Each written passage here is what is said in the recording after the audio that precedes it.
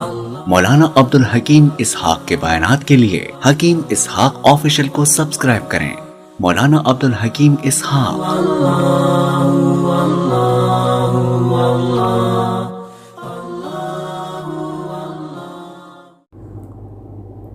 السلام علیکم ورحمۃ اللہ وبرکاتہ۔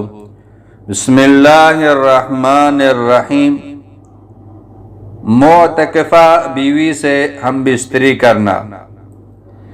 سوال ہے، اگر کسی شخص کی بیوی اعتکاف کر رہی ہو اور روزہ کھولنے کے بعد میاں بیوی ہم بستری کرنا چاہیں تو کیا حکم ہے؟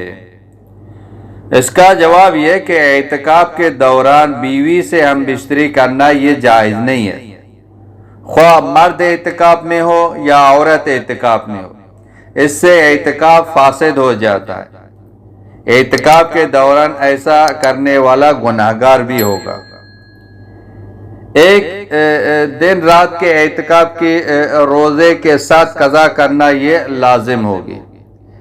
بیوی کو چاہیے کہ وہ شوہر کی اجازت سے اعتکاف میں بیٹھے، اور اجازت دینے کے بعد شوہر کے لیے پھر اسے اعتکاف سے روکنا یا اعتکاف کے دوران ازدواجی تعلقات قائم کرنا پر یہ جائز نہیں ہوگا۔